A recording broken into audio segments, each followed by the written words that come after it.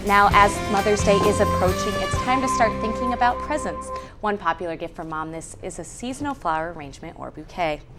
Cyndi Ecker from Ecker's Flowers and Greenhouses here with us on advice for what mothers might enjoy. Thanks for joining us, Cyndi. You're welcome. Thank you. So would you like to explain kind of what goes in first to doing a floral arrangement? Well, first of all, when you're doing a floral arrangement, you make sure that your vase is clean.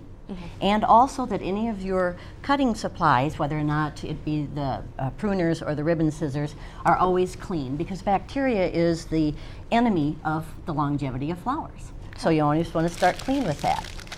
Now, what kind of trouble have you seen kind of with these cold temperatures when it comes to your flowers? Well, actually, you know, we are experts at protecting them in our greenhouses as well as in the shop, even in our shippers, that they will make sure that things are packaged properly, and that's what we do also. And you have to remember, fresh flowers, our refrigerators, we keep them at about 34 to 37 degrees. So, you know, cooler temperatures are actually not too bad for them. And what can we do at home once a mother receives her flowers? What can she do at home to keep them lasting longer? Well, change the water.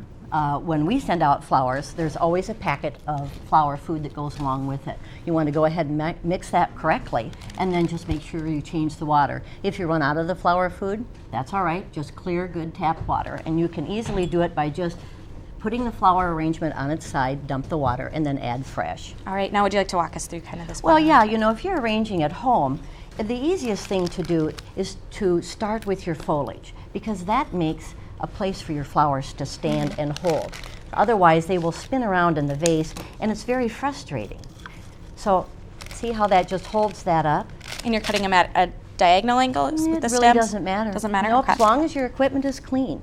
We go through special processes when the flowers come in to make sure that they're hydrated and are taking water. Okay. So by the time you get them, you don't have to worry about that. Roses or Gerber daisies are the ones that will typically be the ones that may have the heads drop on them. And if that's the case, you just want to go ahead and recut the stem again underwater. Okay. So that forces fresh water up to the stem, put it in deep water, and watch it come back. It's kind of a nice little science experience. And what sorts of flowers are the best for making an arrangement? Any flower. Any flower is good.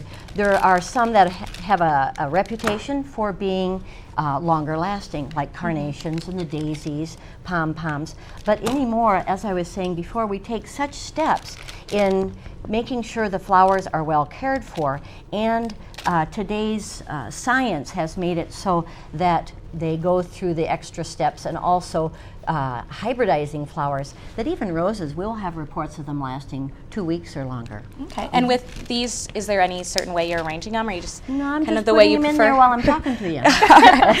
And, I might concentrate a little bit more while I'm in the shop. and now water temperature, does that?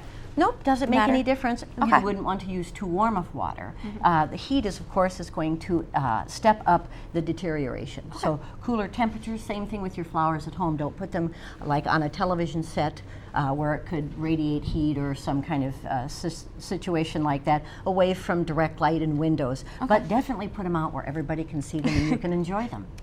And if you don't have one of those packets to keep them living longer, are there any home remedies? You know what? We just suggest clean water. Clean water? Yep. We wouldn't really recommend adding, I know sometimes they'll say put a penny in there or add some sugar. Your best bet is just, if you're not using the flower food that is measured correctly, just fresh water is the best way. Now, you have a lot of things here Yes, with you I today. do. Can you kind of walk us through really quick some of the things you betcha. offer for Mother's Well, Day? you know, this time of year, I know it's taken a long time for spring to get here. This is a great time to send something beyond fresh flowers, even something that's going to last all summer long. And what I have here is what we call a garden box. And that's got geraniums, petunias, marigolds, snapdragons. We can mix them up.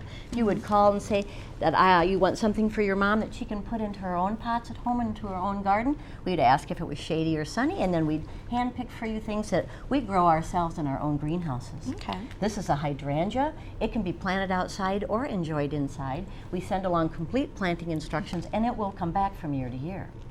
Okay. And what deals do you have for Mother's Day?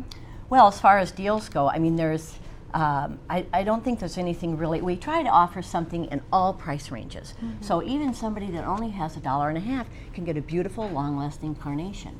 But we have all varieties in all price ranges, and we specialize in the very freshest, long-lasting. So anywhere from $1.50 to $150. You can get a little balloon added on there, which is always fun and animated, and those are only $5. So. All right. Well, thank you so much for joining us. You're welcome. And a reminder to everyone to make sure you check out Ecker's Flowers and Greenhouse when shopping for your Mother's Day gift.